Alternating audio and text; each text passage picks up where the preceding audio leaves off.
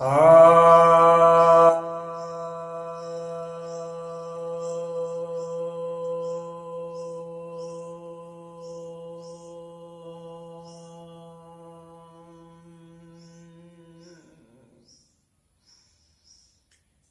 सभी भक्त जनों को सप्रेम नमः।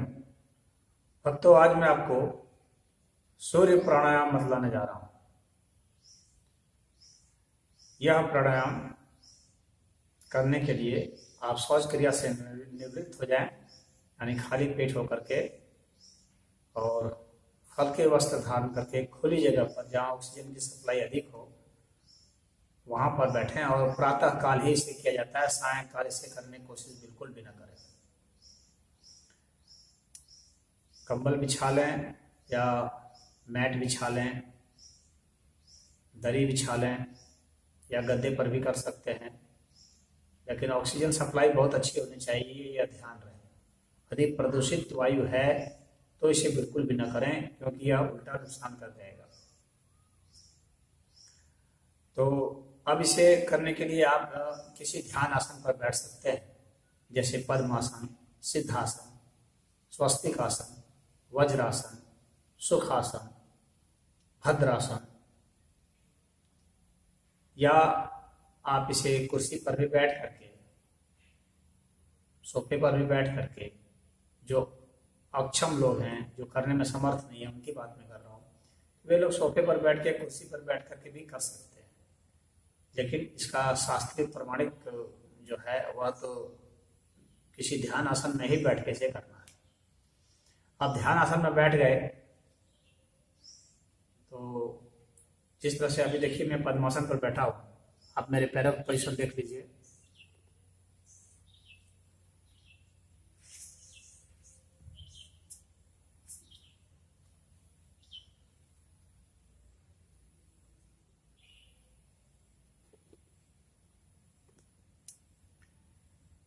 तो इस तरह से आप अपने पैरों को चढ़ा लेंगे और उसके बाद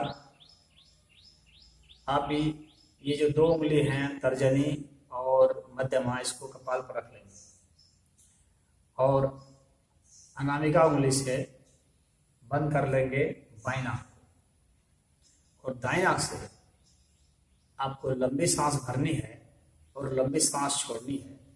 जोर से भरनी है और जोर से छोड़नी है।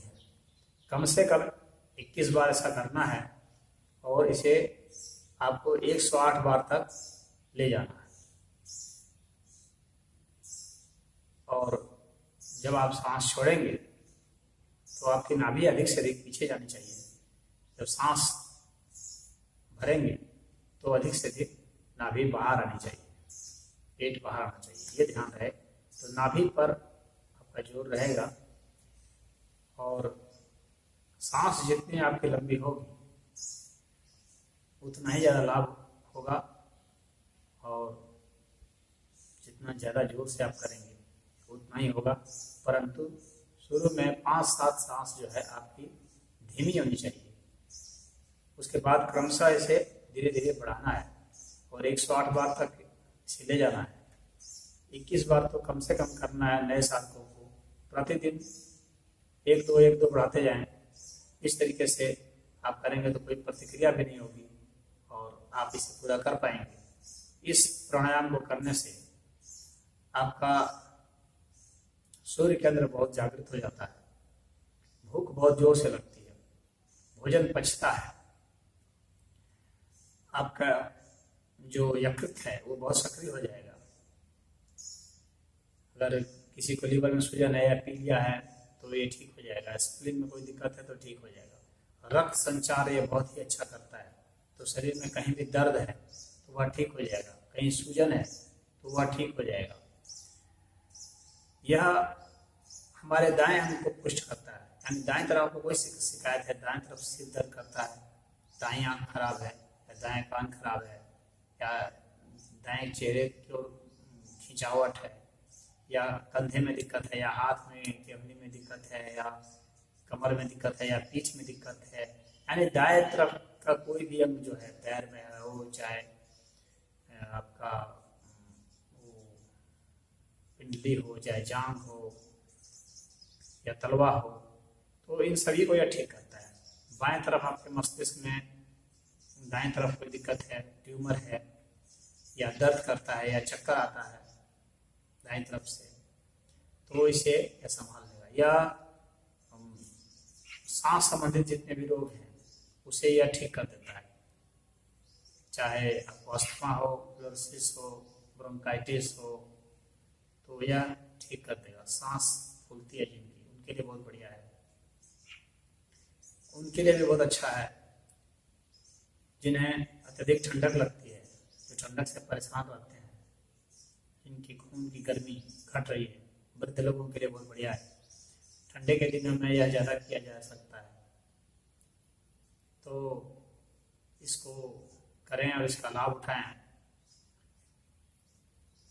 जिन्हें उच्च रक्तचाप है वे इसे नहीं करें, या जिसके पित्त विशुद्धता हो, चकते चकते पड़ जाते हैं, लाल लाल चकते, वे इसे नहीं करें। या जिन्हें तेज बुखार है, पित्त वाली बुखार जैसे कि टाइफाइड है या मलेरिया है, वे नहीं करें। लेकिन जिन्हें कफ संबंधित बुखार है वे इसे कर सकते हैं। कफ बुखार में यह फायदा करेगा। तो अब मैं आपको करके दिखाता हूँ इसे।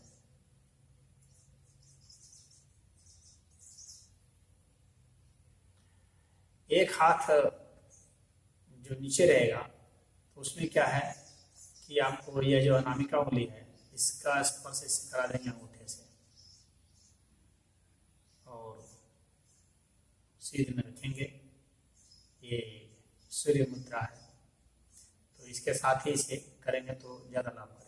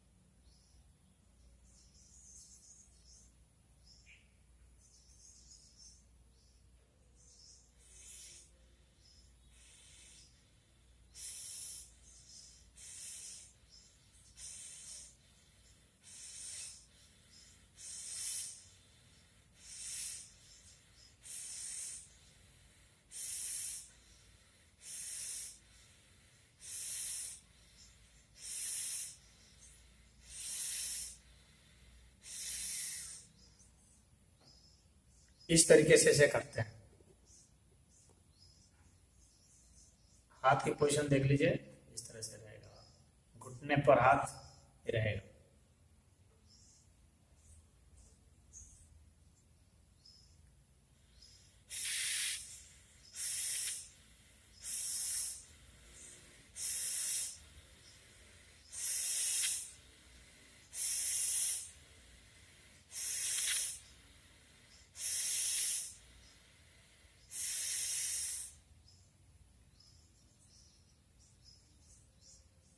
यह प्राणायाम उनके लिए भी बहुत लाभकारी है जो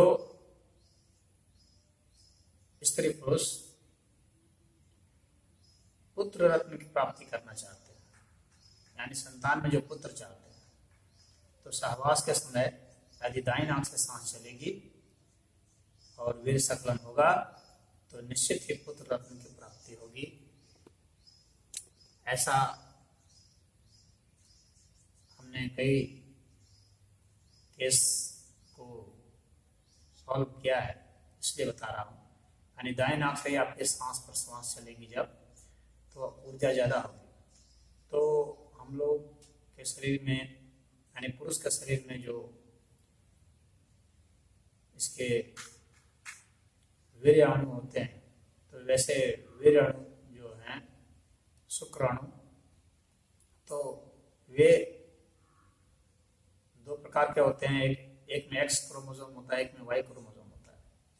तो वाई क्रोमोसोम ये जो शुक्राणु हैं उन्हें ज़्यादा ऊर्जा की जरूरत पड़ती है, इसीलिए वे दाहिने नाक से जब सांस चलेगी तो ज़्यादा ऊर्जा आएगी और उनको वो ऊर्जा मिलेगी, उस वजह से वे ही जाकर के रज से मिलन कर पाएंगे। तो इसको आप उस अर्थ में भी प्रयोग कर सकते हैं, नपुंसकता दूर करने में भी यह प्रयोग होता है। तो इस सूर्य प्राणायाम का बहुत लाभ है, व्यक्ति को यशस्वी तेजस्वी बनाता है, आलस्य को दूर करता है, वो काफी सक्रिय हो जाता है। और इस दुनिया में वही लोग कुछ पाते हैं जो सक्रिय है, जो बैठ जाते हैं वे क्या पाएंगे। तो सक्रियता के लिए सूर्य प्राणायाम बहुत जरूरी है। किसी भी पद प्रतिष्ठा के लिए, भौतिक उपलब्धि के लिए सूर्य प्राणायाम बहुत ही जरूरी है। तो इन लाभों में से जिस भी लाभ के आप इच्छुक हैं उसके लिए इसको करें और लाभ उठाएं। ओम।